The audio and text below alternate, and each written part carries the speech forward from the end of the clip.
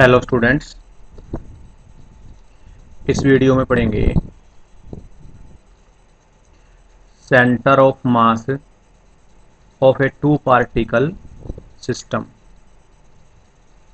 X y coordinate system हमने ले लिया। उसके अंदर दो पार्टिकल हमारे पास हैं,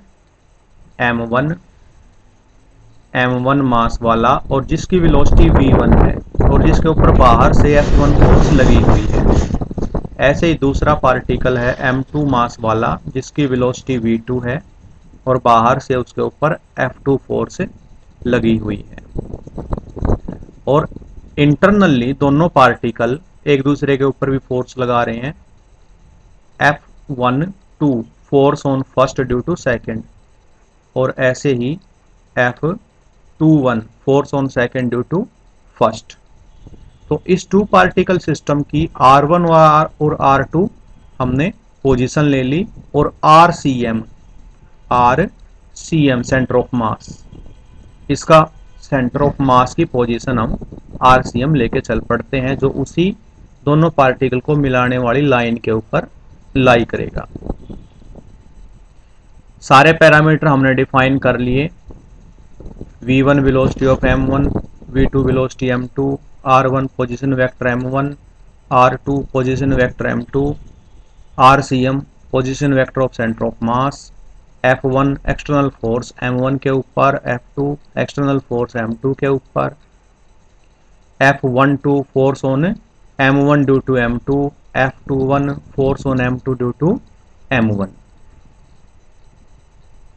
now for first particle, Newton second law में हमने पढ़ा है dp by dt change in linear momentum with respect to time equal होता है total force acting on the particle. तो अगर हम फर्स्ट पार्टिकल की बात करें और उसके मास और वेलोसिटी के मल्टीप्लाई को मिला के अगर P1 उसकी लीनियर मोमेंटम है m1 v1 की मल्टीप्लाई करके, तो क्योंकि उसकी वेलोसिटी के ऊपर फोर्स लग रही है, वेलोसिटी उसकी चेंज हो सकती है, तो उसकी मोमेंटम भी टाइम के साथ चेंज हो सकती है। तो हम लिखेंगे d by d t of P1 equal to total force. अब फर्स्ट पार्टिकल के ऊपर टोटल फोर्स है, एक तो एक्सटर्नल फोर्स F1 और दूसरा F12। एक्सटर्नल फोर्स F1 और दूसरा फोर्स है F12। इसको इक्वेशन नंबर 1 बोला। Similarly for second particle dp2 by d t equal to F2 plus F21। Equation 1 और 2 को ऐड कर देंगे, adding equation first and second.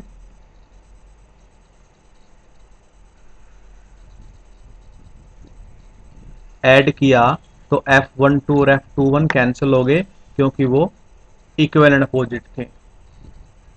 हमारे पास बचा F1 प्लस F2, उसको हमने F मान लिया और d बाई डी टी जो ऑपरेटर है उसको बाहर रखा, तो अंदर बचा P1 प्लस P2।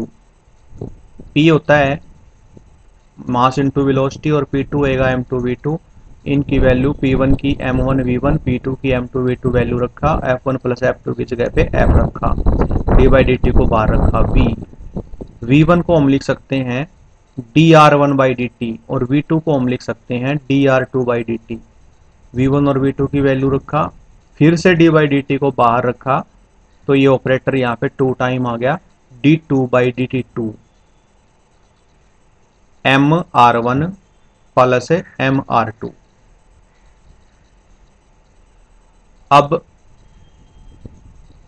इस क्वांटिटी को total mass m1 plus m2 जो सिस्टम का टोटल मास था उससे मल्टीप्लाई किया और उसी से डिवाइड किया। तो मल्टीप्लाई किया और डिवाइड किया तो अंदर ब्रैकेट के अंदर रख दिया।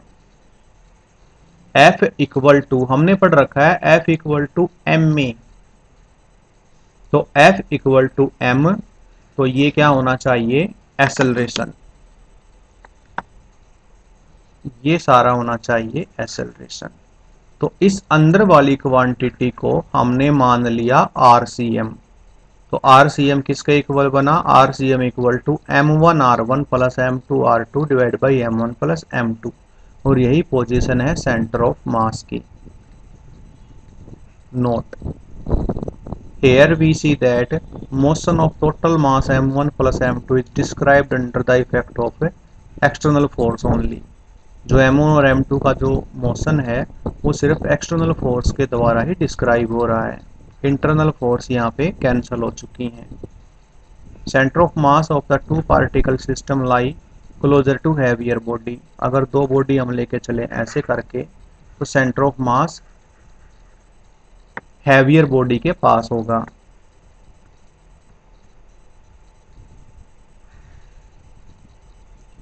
Number 3, center of mass of a system of two particles lie always on straight line joining these particles। In particle को ज्वाइन करने वाली लाइन के ऊपर ही सेंटर ऑफ मास होगा। Centre of mass of two equal masses. अगर m1 m1 equal m2 equal m हो जाए तो ये रिलेशन बन जाएगी RCM equal to MR1 MR2 divide by M plus M। यहाँ से M कॉमन ले लेंगे और M से M कट जाएगा, तो centre of mass in this case will be equal to R1 plus R2 by 2।